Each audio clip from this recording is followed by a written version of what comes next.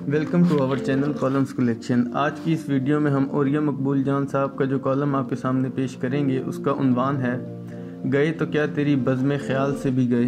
جسے دنیا کی بے ثباتی پر یقین نہیں، وہ ایک دفعہ افواج پاکستان کے سربراہ کی تبدیلی کی رنگا رنگ اور کرو فر والی پرہیبت تقریب کو غور سے دیکھ لے۔ تقریب دیکھتے ہوئے قرآن پاک کی یہ آیت مسلسل میرے ذہن میں گونجتی رہی۔ واقعہ یہ ہے کہ جو کچھ سر و سامان بھی اس زمین پر ہے، اسے ہم نے زمین کی زینت اور رونق بنایا تاکہ ہم ان لوگوں کو آزمائیں کہ ان میں بہتر عمل کون کرتا ہے۔ اگر یہ کائنات اتنی پرکشش نہ ہوتی، حسین و دل ربا نہ ہوتی، تو کون تھا جو اس میں دل لگاتا؟ ہر کوئی اس سے نکل جانے، اسے چھوڑ جانے کی آرزو میں بے چین رہتا۔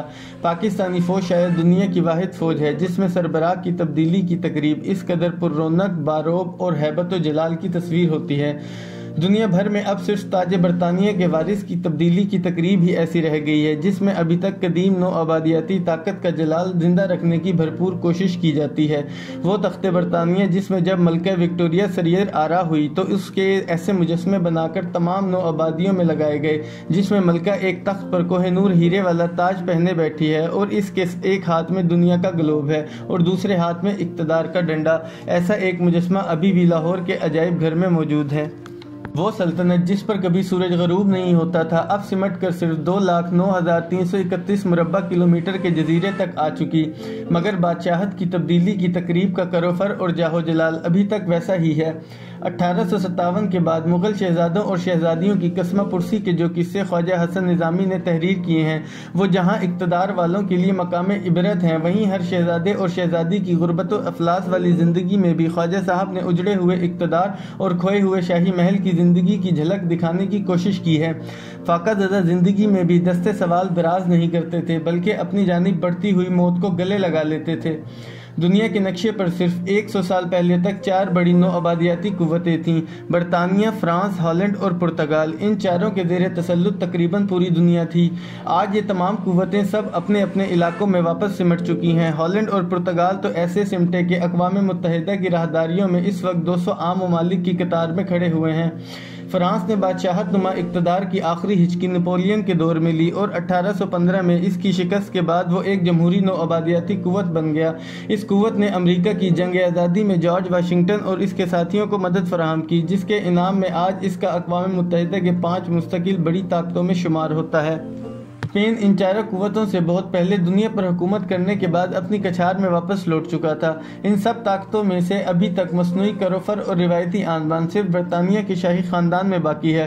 مصر کے سبکدوش ہونے والے بادشاہ شاہ فاروق نے کہا تھا کہ دنیا میں صرف 5 بادشاہ رہ جائیں گے، 4 تاج کے بادشاہ اور 1 برطانیہ کا بادشاہ، لیکن شاید وہ یہ کہنا بھول گیا تھا کہ اس بادشاہ کی بھی ظاہری وجاہت رہ جائے گی، جسے پنجابی زبان میں پھوپھا کہتے ہیں، جبکہ وہ اصل میں خوبصورت محل کا ایک مرثا قیدی ہی ہوگا۔ ورنہ کہاں برطانیہ کا بادشاہ چارلس اول کہ جب چاہتا اسمبلیاں برطرف کر دیتا، جس کو چاہتا وزیر اعظم بنوا دیتا اور جس سے چاہتا اس سے اختیار چھین لیتا۔ پھر ایک دن ایسا آیا کہ عوام کے ہجوم نے اسے گرفتار کر لیا۔ موت سے پہلے اسے 3 دن دیے گئے کہ وہ اپنے پیاروں سے مل سکے اور اپنے معاملات درست کر سکے۔ وہ اپنے وائٹ ہال پیلس کے کمرے کے باہر کرسی ڈال کر بیٹھا رہتا ہے۔ اس نے سوائے اپنے بچوں کے کسی اور سے ملنے سے انکار کر دیا۔ آخری دن اس نے کاغذات جلانے، عبادت کرنے اور 2 چھوٹے بچوں ہنری اور ایلزابتھ کو گلے مل کر رونے میں گزارا۔ 30 جنوری 1649 کو سخت سردی میں اسے شاہی ملبوس پہنا کر مقتل گاہ تک لایا گیا۔ شدید سخت موسم میں بھی لاتعداد لوگ وہاں موجود تھے، جن کے درمیان ایک شخص تیز دھار کلہاڑا لیے کھڑا تھا۔ اس کے ساتھ دوسرا شخص ایک پتھر کے پلیٹ فارم کے پاس موجود تھا۔ دونوں نے نقاب پہنے ہوئے تھے۔ بادشاہ چارلس اول کو لایا گیا۔ اس کے بالوں کو ایک جالی دار نقاب میں باندھا گیا۔ ساتھ کھڑے شخص نے اس کا شاہی جبہ اتارا اور اس کو اس پلیٹ فارم پر سر کے بل لٹا دیا۔ چشمے زدن میں کلہاڑا چلا اور بادشاہ کا سر تن سے جدا ہو گیا۔ یہ آخری بادشاہ تھا جو اپنی قوم پر قوت و جبر سے حکومت کرتا رہا۔ اس کے بعد آنے والے سب کے سب ایک شاندار تقریب میں تاج پہنتے، اقتدار کا ڈنڈا ہاتھ میں پکڑتے اور ان کا نام کا سکہ جاری ہوتا۔ باقی سب اختیار آہستہ آہستہ دارالامراء اور دارالعلوم کو منتقل ہو گیا۔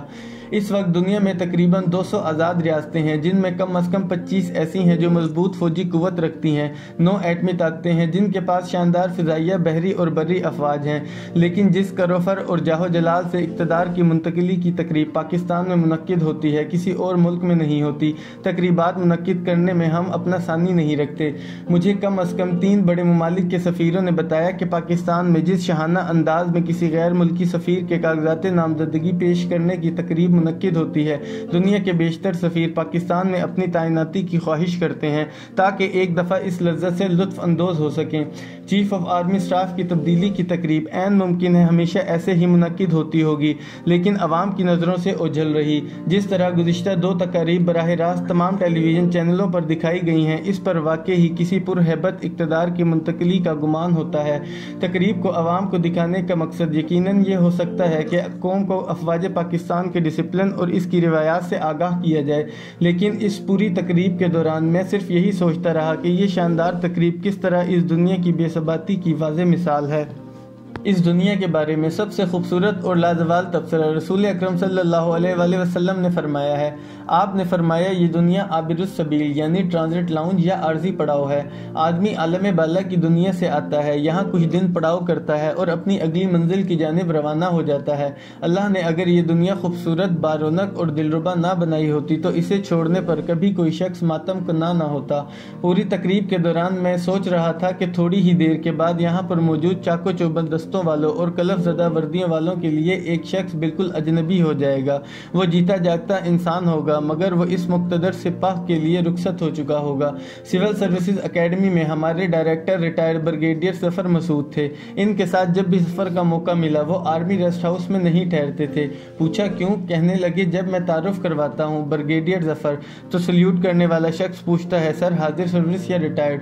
پھر میں اس کا جواب نہیں دے پاتا کیونکہ جواب میں نے اس کے چہرے پر پڑھ لیا ہوتا ہے۔ عزیز حامد مدنی یاد آ گئے، وہ لوگ جن سے تیری بزم میں تھے ہنگامے، گئے تو کیا تیری بزم خیال سے بھی گئے۔